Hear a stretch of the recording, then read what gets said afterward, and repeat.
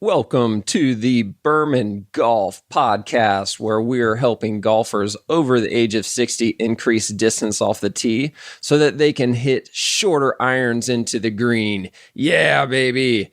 You can visit us at bermangolf.com for more information and get ready. This is going to be a fun one. And we're rolling, baby. The Long Balls Golf Podcast. Dr. Jake Berman with Berman Golf. Today is all about balance. And the reason why it's all about balance is because 100% of the people that I've asked the question, how important is balance in the golf swing? Every single one of them says, really important. Then I follow up the question and I say, 0 out of 10, where 10 out of 10 is the most important and 0 out of 10 is the least important. How important? Give me a number. 0 out of 10, how important is balance during the golf swing?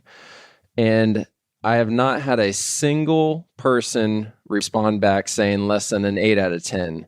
9 out of 10 respond back saying that it's a 10 out of 10, meaning that it is the most important thing in the golf swing. And then I always follow up the question to that answer by saying, okay, if it's that important, what are you doing to improve it? And I always get these blank stares. Everybody always gives me a blank stare. They're like, I don't know.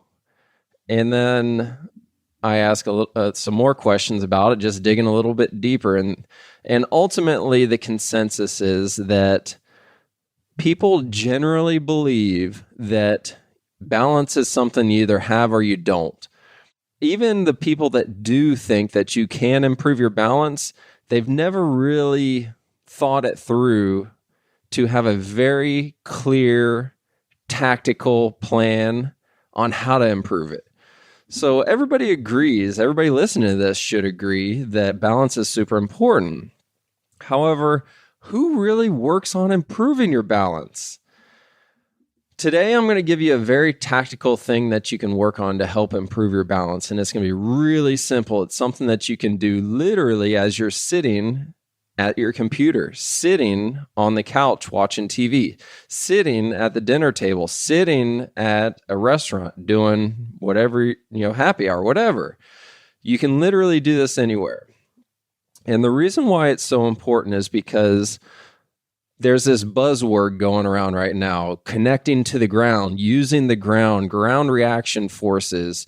You got to be able to use the ground to generate power in the golf swing, yet nobody knows how to do it. And one of the reasons why nobody knows how to do it is because your balance is crap. And even if you think you have good balance, the important balance might not be that great. And the balance that I'm talking about is specifically in the foot and ankle, specifically the intrinsic muscles of your feet, specifically the 16 muscles in the arch of your foot. So yes, there are 16 muscles in the arch of your foot. There are 4 layers of 4 muscles. Those 16 muscles are responsible for giving your arch stability. It flattens your arch, it raises your arch, it gives you arch stability. Arch stability is the first point of balance. So when you first start losing your balance, the first thing that should be working is your arch. Now, this is where everybody goes wrong, is everybody starts wearing supportive shoes or spends $500 to $1,000 on custom fit orthotics, and those things are taking the place of your muscles. Those are creating external support for your arch. Because there's external support on your arch, meaning that the orthotic is doing the work of those 16 muscles, those 16 muscles don't have to work anymore. And here's another question. Speaking of muscles not working anymore, I ask people this question too. Would you rather have more muscles working during the golf swing or less muscles working during the golf swing? And I guess I should further clarify, This podcast is specifically for aging golfers. This isn't really a young bucks podcast. This really isn't for somebody that's on the PGA Tour, because it's a completely different ball game. I mean, those guys are using technique and golf philosophy and club head speed, this, that, and the other. This is specifically for aging golfers who want to hit the ball farther, want to shoot more consistently, so that means better ball striking, or they just want the ability to play more frequently. So if back pain limits your ability, or just fatigue, anything just limits your ability to play a full 18, or maybe 18 twice a week, or maybe 18 2 days in a row, whatever it is, that's who this podcast is for. So to come back full circle, when I ask that perfect person, that's my demographic, not that perfect person, that's my perfect client is what I meant to say, is would you rather have more muscles working during the golf swing or less? And the answer is always more, because the more muscles you can utilize during the golf swing efficiently, the more power you can generate. The more power you can generate, the farther the ball will go, the more reproducible your golf swing will be, which leads to better ball contact and improved consistency. The more muscles you use efficiently, the less stress and strain you're going to put on your low back and your knees, so you'll be able to play more frequently.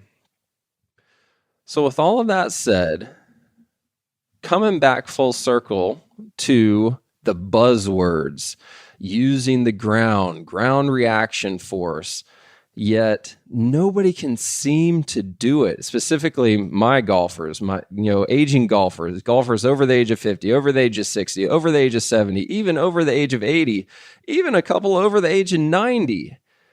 The reason why you can't do it is because the muscles in your feet are asleep. They're asleep because of what I said earlier. You've been using supportive shoes or orthotics, or even just taking a regular pair of shoes and lacing them up real tight. That's giving you external support so those muscles don't work anymore. So here is a very simple thing that you can do to start waking the muscles up in your feet.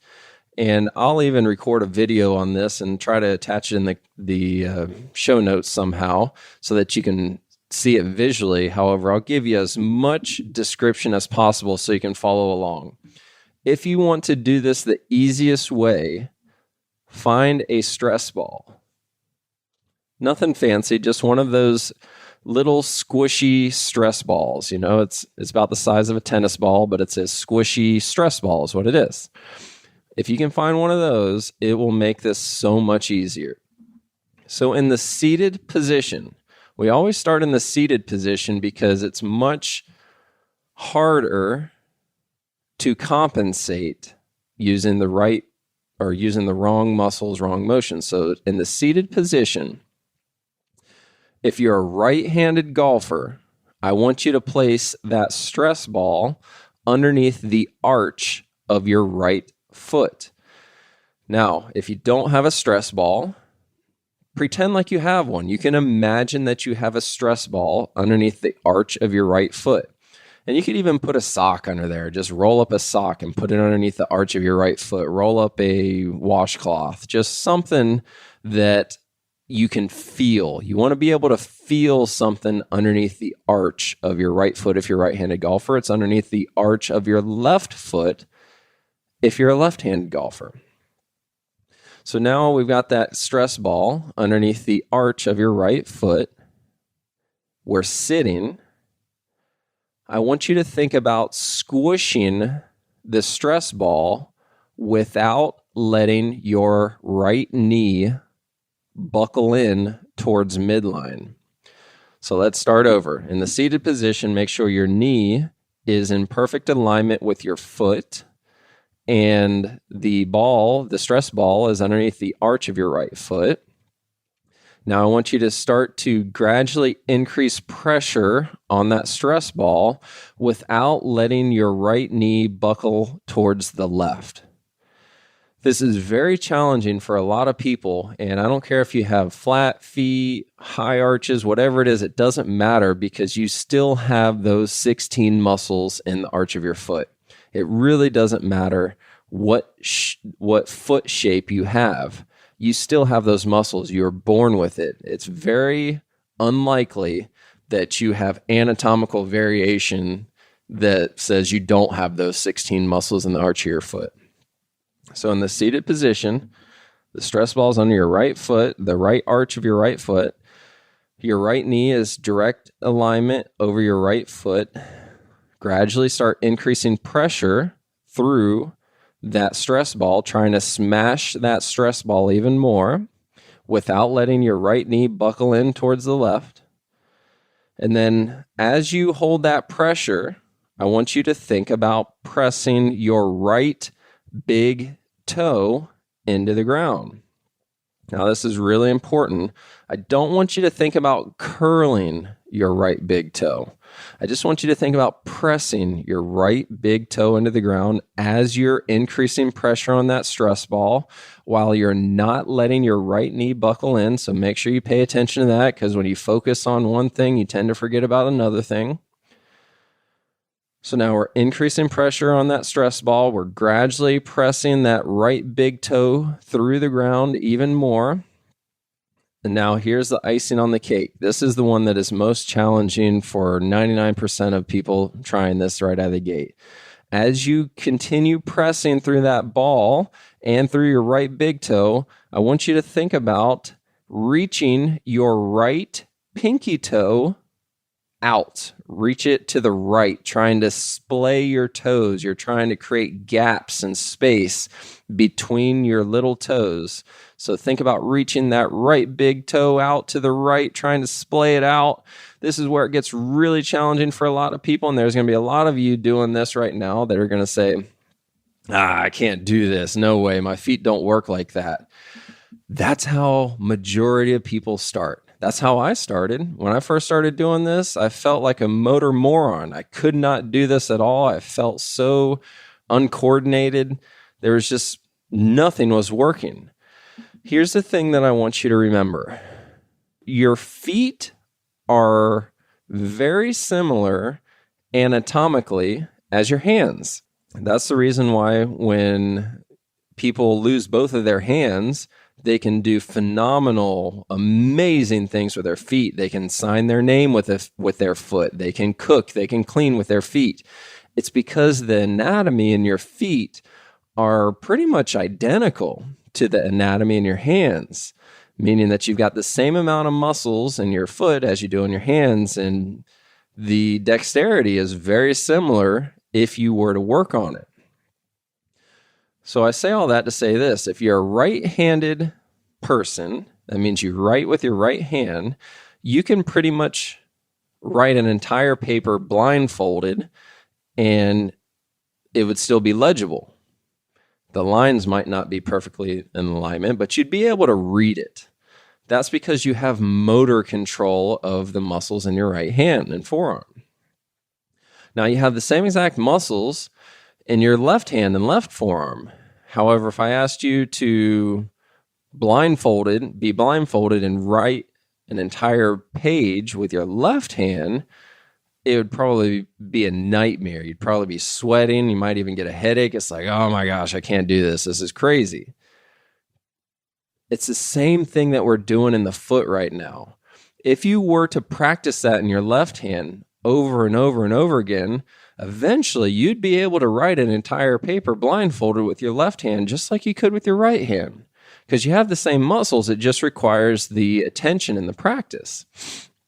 So I say all that to come back full circle to your right foot.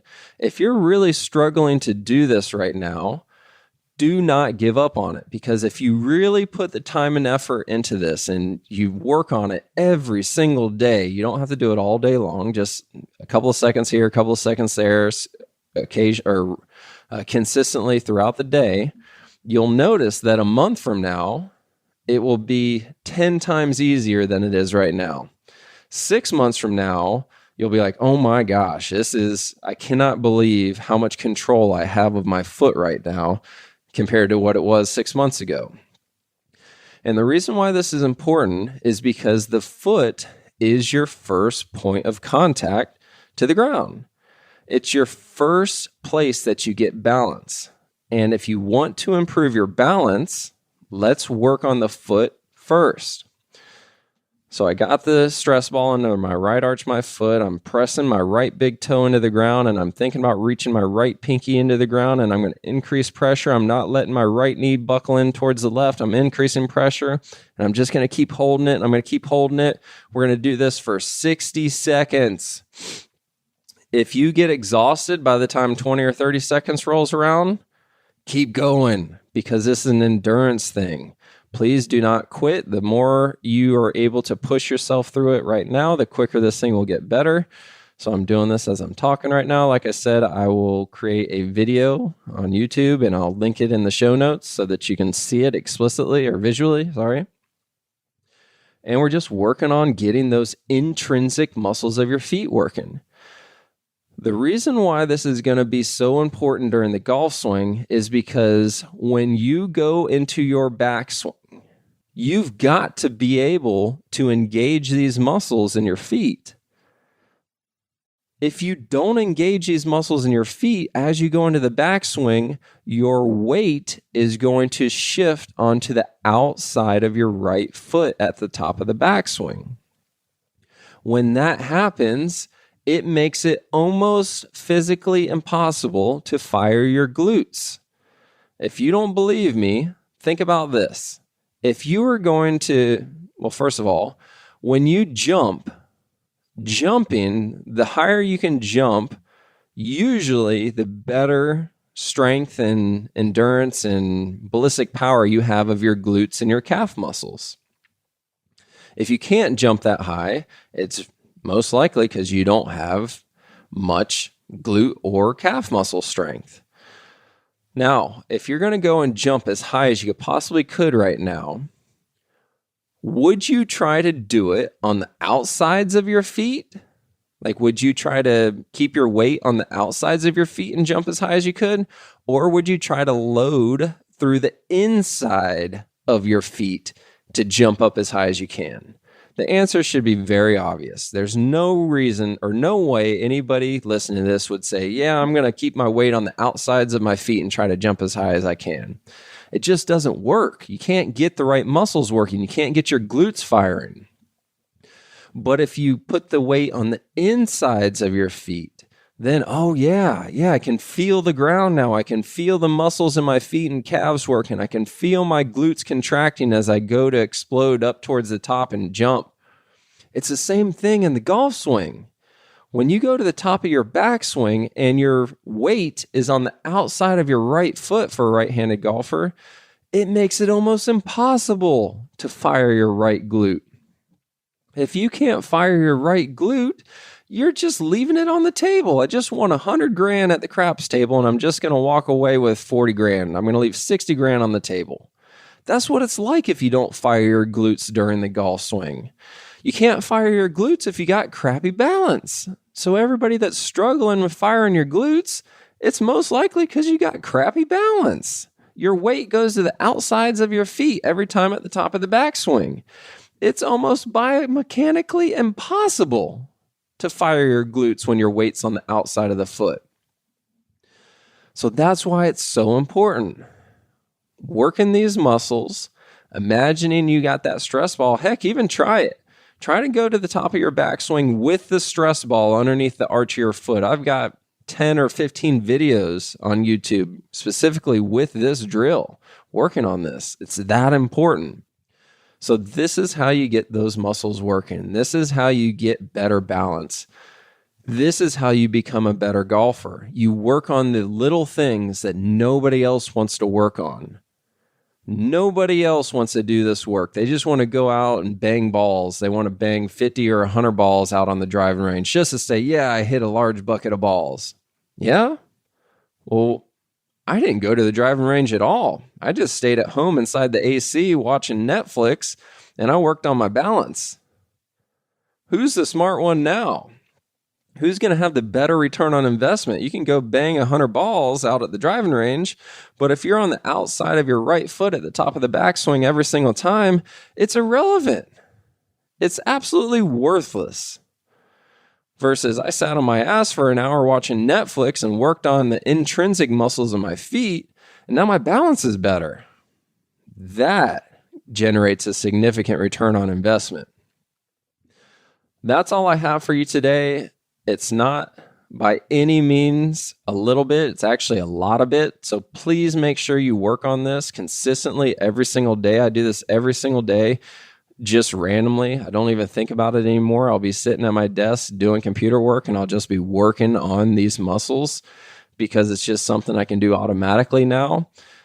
It's probably going to be very challenging for you to imagine it being that easy right now because you have to think about it. However, if you stick with this a year from now, you'll be really grateful that you did it. And if you don't plan on dying in the next year, why wouldn't you rather have better balance a year from now than you do today?